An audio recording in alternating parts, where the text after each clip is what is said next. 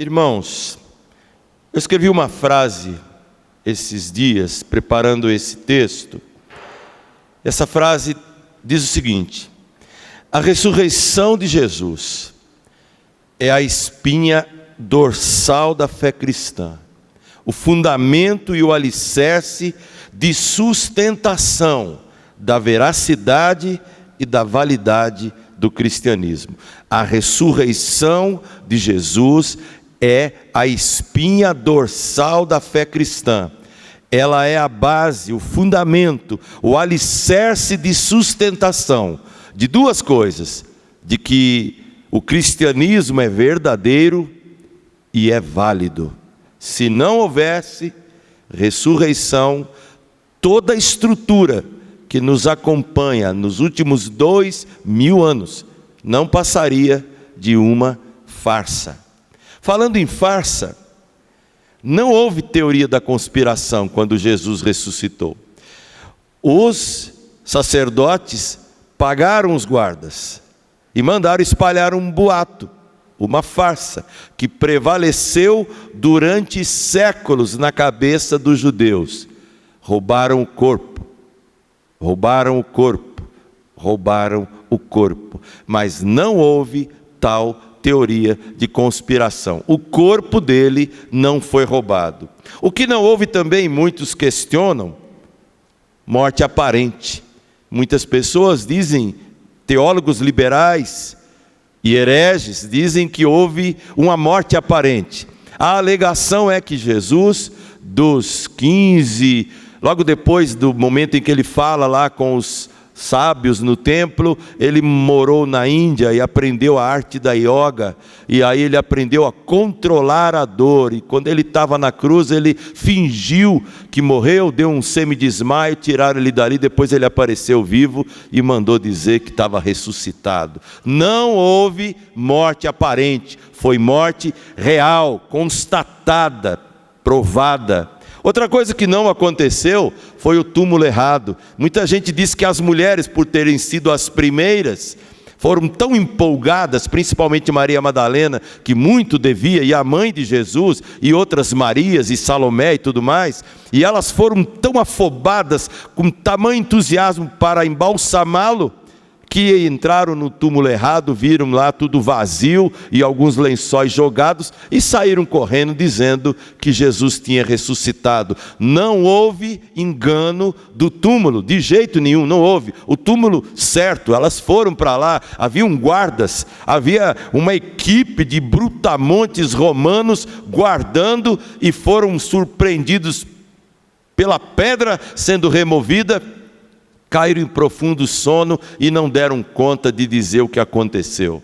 E também não houve a teoria do corpo removido. Muitos dizem que José de Arimateia, ele ofereceu o túmulo, mas era de família. Por alguma razão, depois ele foi lá, tirou o túmulo de Jesus do túmulo da sua família e colocou no túmulo destinado aos bandidos, aos assassinos. Então, por isso dizem que Jesus ressuscitou. Conversa fiada que realmente só nos leva a crer acentuadamente num relato puro e simples de algumas pessoas, dos discípulos a caminho de Emaús, e de 500 pessoas que o viram de uma só vez, porque muitos usam esse texto para falar da teoria da alucinação, ou seja, todo mundo alucinado de uma única vez, tendo uma visão, é demais. Para o mais crédulo ser humano, é impossível. Por isso, nós temos que afirmar categoricamente, com a Bíblia e com todos esses 2000 anos de história, e com todas as grandes provas arqueológicas, se bem que nós não temos, como os budistas, nenhum pedacinho da roupa, nem da cinza de Buda, eu não tenho nenhum pedacinho da unha de Jesus, embora na igreja de São Latrão, na Itália, dizem ter lá um pouquinho do leite que Maria dava para Jesus. É mole um negócio desse, deve ter virado danoninho e queijo, sei lá, tanto tempo, e tem gente que acredita nas relíquias sagradas para garantir a sua fé. E nós temos que dizer ao mundo: eu não tenho nada na mão para provar que Jesus está vivo, pelo fato dele estar realmente vivo. Eu não tenho lasquinhas da manjedoura, eu não tenho pedacinhos de nada, eu tenho ele vivo no meu coração e no céu onde ele reina, de onde um dia ele voltará. Então, de maneira, trazendo o assunto aqui para a terra, eu afirmando Cristo está vivo, eu não estou fazendo nenhum favor à Bíblia. Agora, imagina negar isso. O próprio texto, o capítulo 15 de Coríntios inteiro, ele me ajuda a pensar assim: vamos imaginar que Cristo não está vivo. Imagina por um instante que ele não está vivo, não ressuscitou. Sabe quando você pensa assim, que ele não está vivo e não ressuscitou, você nega algumas questões. Por exemplo, se Jesus não está vivo, eu estou dizendo para o mundo 7 coisas. Primeiro, a minha pregação e a de qualquer pregador antes de mim e depois de mim é inútil. Ele não está vivo, é inútil pregar sobre uma farsa. Segunda coisa, se ele não está vivo, a nossa fé, com toda a estrutura dela, é vã, tolice, fábula, engenhosamente inventada. Terceira coisa que eu afirmo: se eu negar que Jesus está vivo, somos falsas testemunhas. Pior, somos testemunhas de uma farsa, somos cúmplices de uma farsa. Outra coisa, permanecemos perdidos e condenados. Ninguém aqui vai pagar para ver, vai? Bom, eu não acredito que Jesus nasceu, eu não acredito que ele morreu, eu não acredito que ele ressuscitou, é tudo uma farsa, a Bíblia é uma farsa. E aí, você morre amanhã, quer pagar para ver? Eu não vou pagar para ver. Eu prefiro acreditar nele, e se eu morrer enganado, na hipótese de que ele esteja, que ele não exista, pelo menos o que ele fez por mim nessa vida valeu. Agora, se todo mundo for enganado e eu morrer e não tiver céu e nem inferno e nem nada, tudo bem, mas eu não vou ter essa decepção. Mas quem não quer crer nele, vai pagar para ver, e quando ver, de verdade, vai ver o bicho feio, e aí não vai ter mais saída, não vai ter mais volta. Se eu negar a ressurreição de Cristo, mais 2 últimas coisas: nós somos os mais miseráveis e infelizes de todos os seres humanos, porque acreditamos numa promessa vazia, num céu que não existe, e todos os que amamos, que acreditaram também e já morreram, estão irremediavelmente perdidos. Morreram sem Jesus e estão perdidos eternamente. Pensando em tudo isso, irmãos, em toda a história que a gente já ouviu falar de Jesus, eu quero afirmar pela Bíblia, por esse texto e por tudo aquilo que você conhece, que Cristo está vivo, para dar a nós algumas garantias. E eu só quero nominar essas garantias, porque falar em filosofia, em teologia da ressurreição de Jesus, é cansativo, é burocrático. Então eu quero trazer o assunto para o palpável. O que está embutido na crença de que Cristo está vivo? Então a minha afirmação é esta: Cristo está vivo para garantir algumas coisas. Primeiro, Cristo está vivo para garantir vida salva. O texto fala disso. Então eu não vou me reportar ao texto, não é um sermão textual, é um sermão de ordem tópica. Eu estou tirando um tema da Bíblia e, supondo que você conhece várias passagens da Bíblia, eu estou afirmando: Cristo está vivo para garantir vida salva. Sabe o que é uma vida salva? É assim: amada, perdoada, redimida, comprada, resgatada. Isto é uma vida salva, uma vida completamente nova, abençoada por Deus. E tudo isso a gente lê nas Escrituras. A partir da crença, Jesus está vivo. Isso garante para mim vida salva. Eu me lembro muito bem de uma canção de acampamento, como disse a Dani hoje cedo. Canção de acampamento. E ela dizia: se o seu coração parar de bater agora e você for embora, para onde você vai? Se o seu coração parar de bater agora e você for embora, para onde você vai? Céu, inferno, pode ser só um caminho para você. Hoje Cristo te estende a mão para te dar a salvação e tirar desta cabeça essa dúvida cruel. Já pensou? Se o seu coração parar de bater agora e você for embora, para onde você vai? Vou repetir a pergunta. Se o seu coração parar de bater agora e você for embora, para onde você vai? Vou fazer a pergunta pela terceira vez.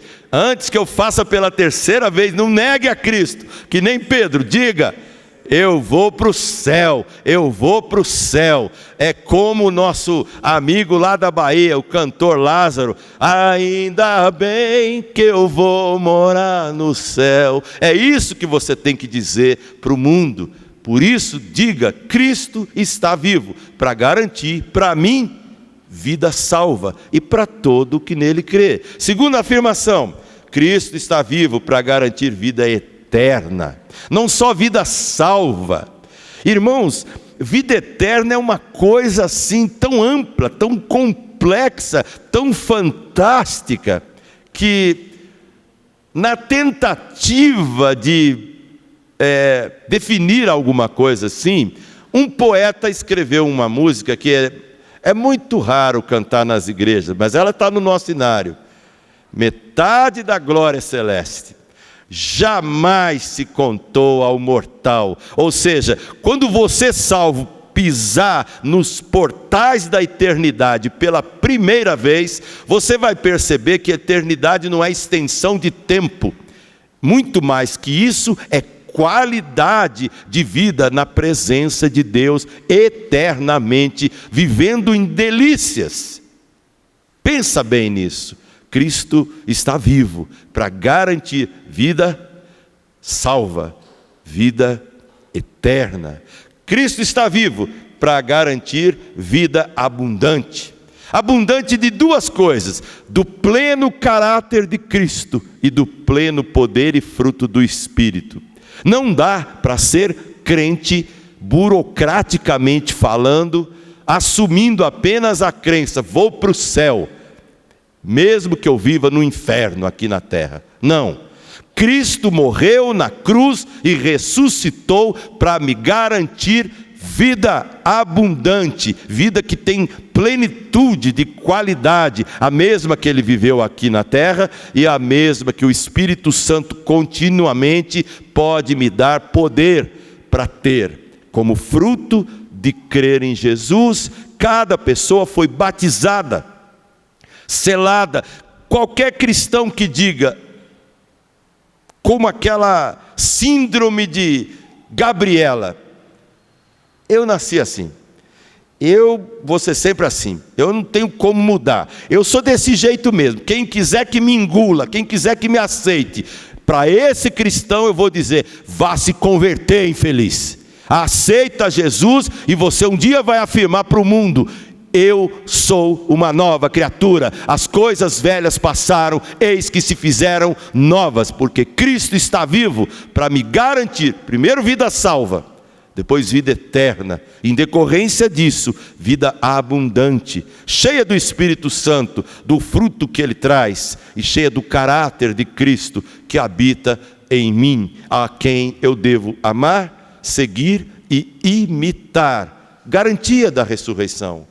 Cristo está vivo para garantir vida justificada e justa. A Bíblia diz que a graça se manifestou salvadora a todos os homens para que vivamos no presente século de uma maneira tripla: sensatamente, piedosamente e justamente.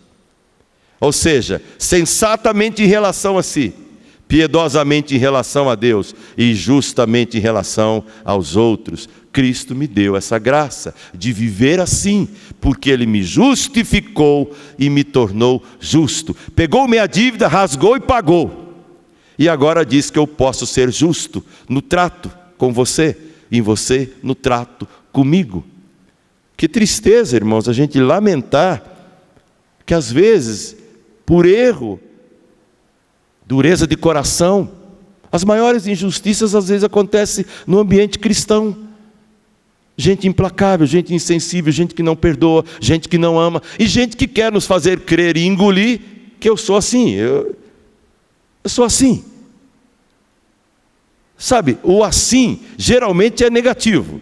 Ninguém fala, eu sou assim dócil, eu sou assim amoroso, eu sou assim gentil como Jesus, eu sou assim capaz de mediar as coisas. Ninguém fala assim, desse jeito. Quando é para falar eu sou assim, é porque eu sou assim mesmo.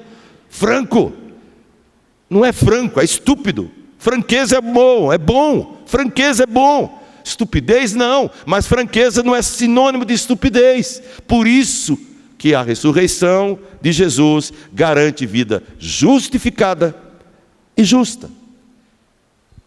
A certeza de que Cristo está vivo garante também vida santa. A Bíblia fala em 1 Coríntios inteiro, foi para a nossa santificação que Ele morreu. Não só para a nossa salvação, justificação, mas para a santificação. Frase de Billy Graham, 95 anos de idade, completados há pouco tempo. Salvação não custa nada para você, mas a santificação custa a sua vida inteira. A vida inteira. A salvação eu não fiz nada, eu só botei Jesus na cruz. Só isso, simples, não é? Que complicado. Assistindo ontem de novo aquele filme, tem hora que dá para virar o olho, não dá para ficar vendo Jesus levar tanta chibatada assim, mesmo sabendo que é um filme, mas remontando a realidade das práticas cruéis do Império Romano contra todos os bandidos. E sabe que no caso de Jesus, a voracidade do Sinédrio fez com que o castigo fosse muito mais cruel e implacável. Entre na internet e perceba lá, coloque lá, sofrimentos de Cristo analisados pelo médico francês, Dr. Barbier ou Barbuet, alguma coisa assim, mas só coloca o nome lá. Você vai ver uma lista de sofrimentos com fotos dos instrumentos de tortura. Isso durante horas, até a madrugada, a manhãzinha da sexta-feira. Fora a agonia de ficar pregado lá na cruz. Irmãos, não era Deus morrendo, porque Deus não morre. Era o Jesus Cristo, homem, que sentia cãibras, que sentia falta de ar nos pulmões, que sentia sede e lhe deram vinagre, que sentia o desamparo de Deus a ponto de gritar em agonia, Eli, Eli, lema sabachthani. Esse Jesus que lá morre, é porque Ele queria depois de 3 dias ressuscitar, para dizer para mim e para vocês todos, olha, isso é para garantir vida santa. Eu venci o pior dos inimigos, a morte. Eu ainda não venci a morte, eu ainda vou ter que morrer. Mas a segunda morte não, só a primeira. E Ele venceu as duas. A primeira que é a física e a espiritual. Por isso Jesus Cristo vivo, quando eu afirmo isso e aceito isso, eu estou dizendo, é garantia de uma vida santa. Dá para ser santo, irmãos, não dá para ser perfeito, mas santo dá. O que eu aprendo na igreja não pode passar em vão na minha vida. Jesus está ali para me exortar, me amparar, me repreender, me ensinar. Olha, Ele chegou perto de Pedro. Irmãos, é admirável a gente ler Pedro, entender Pedro, porque ele é muito parecido com a gente. Você pensar em Paulo, parece que é um cara meio que fora do planeta. Mas ele também tinha medos, ele também tinha dúvidas, ele pensou em morrer diante do desespero de sofrer na Macedônia e na Acaia. Mas Pedro não, Pedro era cheio de rompante. Pedro era cheio de promessas que ele não ia cumprir. Pedro era de bater no peito e falar: todo mundo vai te negar, menos eu. E Jesus, com muita paciência, falava: olha, hoje, antes que o galo cante 2 vezes, 3 vezes, você vai me negar. Ah, Senhor. Quase que ele falou para Jesus: está mentindo, comigo não. Não precisou muito. Teu jeito de falar te condena. Eu nunca vi esse homem. Você era um deles. Eu não conheço. Na terceira ele não aguentou. Na linguagem de Lucas, na terceira vez que o abordaram, ele blasfemou. Olha, blasfemo em hebraico deve ter uns nomezinhos bem feios. Pode, porque tem blasfêmia em português, você sabe de cor a lista, né? Mas em hebraico, blasfemar contra o sagrado, o profanar. O Pedro era craque, ele era pescador, pessoal. Ele era pescador, ele não era um cara da elite. E tem gente da elite também que quando solta os bichos da boca, sai coisa terrível. E lá estava Jesus dizendo: Pedro, Pedro, eu tenho orado por ti, para que a tua fé não desfaleça. Quando te converteres, abençoa os teus irmãos. Por isso, Cristo está vivo, para garantir a mim, ao Pedrão que está em mim, uma vida santa, equilibrada, bonita. Cristo está vivo para garantir uma vida consagrada e prática. Sabe, esse negócio de cristianismo de templo é a maior furada, porque qualquer religião tem esse hábito de templo, e há alguns hábitos de templo que são bonitos, lindíssimos. A pessoa que entra num templo lá do Himalaia, lá do Tibete, essas pessoas que fazem reverências e oram durante dias e jejuam, eu admiro.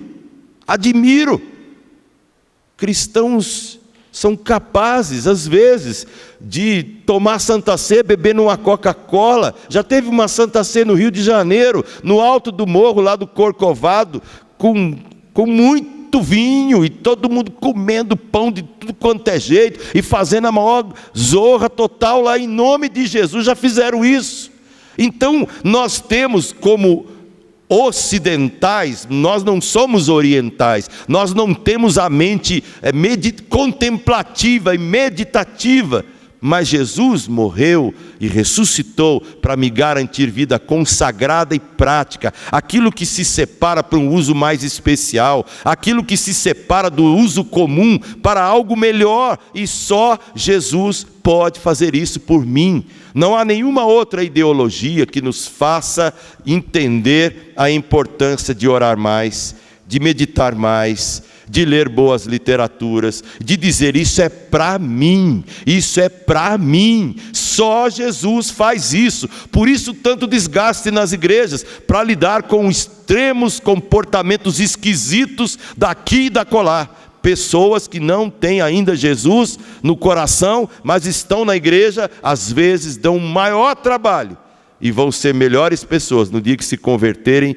de fato, e puderem dizer: eu era um infeliz, eu era um perturbador de Israel, como Elias foi, mas agora eu sou uma nova criatura. Jesus morreu para nos dar uma vida consagrada e prática, uma vida que Ele possa lapidar, uma vida que Ele possa usar, uma vida que eu não possa chegar diante dEle e falar: ei Senhor, eu já tenho quase 40 anos de pastorado, eu sei tudo, do começo ao fim, de trás para frente. Já imaginou? Quem pode ter a petulância de dizer isso? Cristo está vivo para garantir vida vitoriosa e vida ressurreta. Finalizando a mensagem, na verdade, somos mais que vencedores por meio daquele que nos amou. O último inimigo nosso é a morte, mas haverá um dia, na linguagem do profeta Daniel, que os justos que estão sepultados, eles ressuscitarão do pó da terra e brilharão como as estrelas no firmamento. Ou seja, o Cristo, primícias, o primeiro a ressuscitar dessa forma. Sabe por quê, irmãos? Lázaro morreu. E o que foi feito dele depois? O que aconteceu com Lázaro? Vocês o conhecem? Ele está por aí? Vocês têm o endereço dele lá em Jericó, lá em Betânia? Não, ele morreu depois, não se fala dele mais na Bíblia, mas é certo que alguns anos depois, como todo mundo, Lázaro voltou a morrer. E agora o que Lázaro espera? A ressurreição. A com A maiúsculo, porque aquela foi corpórea. Foi ressurreição do poder de Deus, fazendo com que o mesmo corpo, sem doença, as células, desculpa a medicina, né? Mas o que foi ali que Jesus fez? 4 dias, um cara morto há 4 dias. O cheiro está insuportável. O dono da vida chegou e disse: Lázaro, vem para fora. E ele saiu restaurado, recuperado. Mas depois, um dia, sei lá quando, ele foi para debaixo da terra. E lá ele ficou, e lá ele desapareceu. Um dia esse Lázaro ressuscitará. Agora Jesus não. O corpo poderoso, sobrenatural, é o que ele vai dar para mim, é o que ele vai dar para você. A garantia disso, a certeza de que ele ressurgiu para se tornar as primícias. O primeiro Adão jogou a humanidade no inferno. O segundo a levará para o céu. Toda a beleza do ser humano, feito à imagem e semelhança de Deus, é o que Cristo quer quando ressurge dos mortos. Por isso ele diz: eu vim para vocês terem esta qualidade de vida, até que chegue o dia que ou ele vem e nos transforma num abrir e fechar de olhos, ou se você já estiver morto, ele vai ressuscitar você, e ressuscitará sim todos os cristãos. E não fique pensando: e se eu morri que nem o William Wallace, fui decapitado, e minha cabeça foi para um lado, e o corpo... Vocês acham que Jesus vai pegar matéria-prima corruptível? Lá não vai ter laboratório de análises clínicas para poder examinar você. Não vai ter nenhuma especialidade clínica, nem psicólogo, nem psiquiatra. E principalmente não vai ter essa raça de pastores. Não vai precisar, nada. Eu saberei tudo, vocês saberão tudo, andaremos todos na presença de Jesus. O cordeiro e o leão andarão pacificamente juntos, porque Jesus está vivo para garantir toda essa beleza em algum dia, que será de fato história para nós. Louve a Jesus e diga sempre, quando enfim chegar o dia da vitória do meu Rei, eu, por sua imensa graça, lá estarei. Deus abençoe. Jesus Cristo está vivo. Vale a pena ser cristão. Vale a pena amar Jesus. Vale a pena morrer pela causa de Jesus. Mas antes de morrer, vale a pena viver para a glória e serviço e amor de Jesus. Amém.